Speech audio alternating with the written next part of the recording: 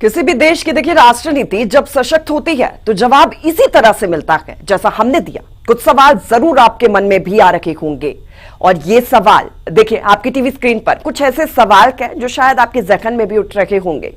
क्या ऑपरेशन सिंदूर के बाद पाकिस्तान सुधर गया? ये एक बड़ा सवाल है, सोचने वाली बात है कि पाकिस्तान इस बार सुधरेगा। क्या अपनी नापाक हरकतों से पाकिस्तान बाज आएगा इस बार? यह भी एक बड़ा सवाल है, लेकिन अभी ये मन में ही सवाल उठ रखे हैं हमारे। आखिर पाकिस्तान का क्या परमानेंट इलाज है? क्योंकि इस तरीके की हरकतें पाकिस्तान लगातार करता रहता है।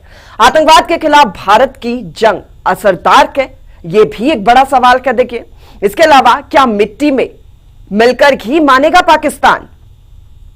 क्या चाहता है पाकिस्तान कि उसको मिट्टी में मिला दिया जाए?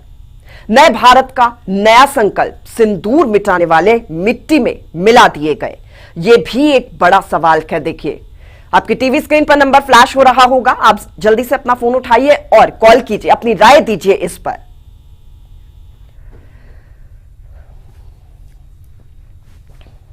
इसी पर चर्चा भी हम करेंगे। हमारे साथ खास मेहमान जुड़ चुके हैं, रिटायर्ड कैप्टन चौधरी नवाब सिंह हमारे साथ जुड़े गए। सर, बहुत स्वागत है आपका। जय हिंद।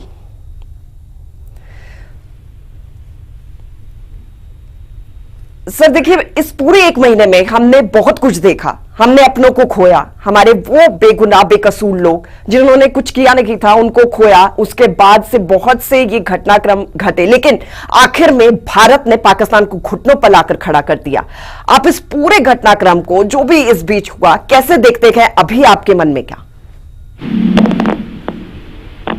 देखिए बेटा जी, आज हमारे ऑपरेशन सिंदूर के जो पहलगांव के अंदर जो हमारे 26 पर्यटकों की निर्मम तरीके से हत्या की गई थी, आज उनको 1 महीना हो गया है जी।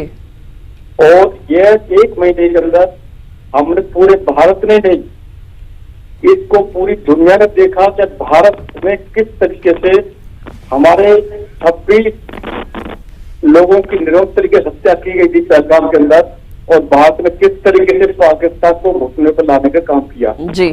और इसमें कूटनीति से लेकर के सैन्य ताकत के साथ साथ सारे षड्यंत्र हमारे भारत में अपनाए, और अपनाने के बाद पाकिस्तान को ये घुटनों के ऊपर घुटने के बल पर लाकर 48 घंटे का समय हमारी सेना का पराक्रम को पाकिस्तान नहीं झेल पाया था, और इसके बाद वो घुटनों पे आ गया।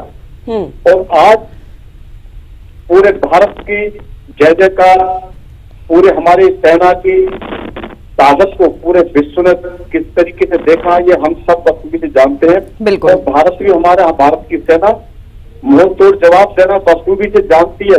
और जिस तरीके से हमारी सेना ने, हमारी एयरफोर्स, नेवी और आर्मी तीनों ने पाकिस्तान से 48 घंटे के अंदर घुटने टिकवाए थे, वो हम पूरी दुनिया ने देखा था। बिल्कुल। और आज पाकिस्तान की पूरे विश्व में बहुत किरकिरी हो रही है और पूरी दुनिया उसको एक हीन भावना से देख रही है पाकिस्तान को।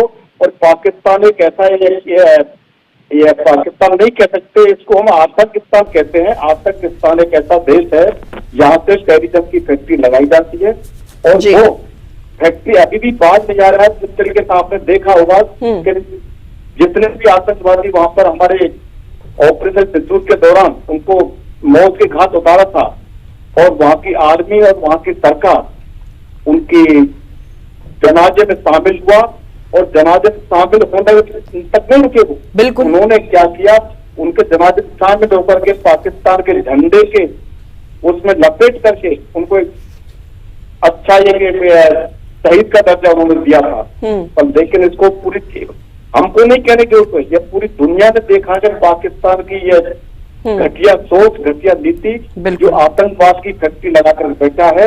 अभी वो कितना भी कुछ कहता है कि हम आतंकवाद को नहीं पालते, पर लेकिन दुनिया ने देखा है और इसके बाद भी नहीं माना। तो पूरे देश से विदेशों से भीख मांग करके वो यूएन से भीख मांग के लाया था। सबसे पहले उसका हाफिज सईद का परिवार हमारी सेना ने निस्तानाबूद किया था, बर्बाद किया था, मारा था। उसके परिवार को 14 करोड़ रुपए देने का इस सरकार ने उस फंड में से ऐलान किया। वो गरीब जनता के लिए फंड भीख मांग के लाता है, पर लेकिन वो पाकिस्तान की आतंकवाद के ऊपर, फैक्ट्री के ऊपर वो खर्चा करता है। और वहां की आर्मी और ISI और वहां का ये बिल्कुल, ये बहुत बड़ी बात है, बहुत बड़ा सवाल है। ठीक है, मैं आऊंगी आपके पास सर। एक दर्शक हमारे साथ जुड़े हैं मंडी से, नागेंद्र हमारे साथ जुड़े हैं। नागेंद्र, आप अपनी राय दे सकते हैं इस पर। मैडम नमस्कार, मैं हिमाचल प्रदेश के सरकाघाट मंडी से नागेंद्र सिंह नेगी बोल रहा हूँ। जी नागेंद्र, मैडम, जो कुछ हुआ बहुत बढ़िया हुआ। भारतीय सेना को, सरकार को, सबको इसकी हम तहे दिल जो है वो शुक्रिया अदा करते हैं।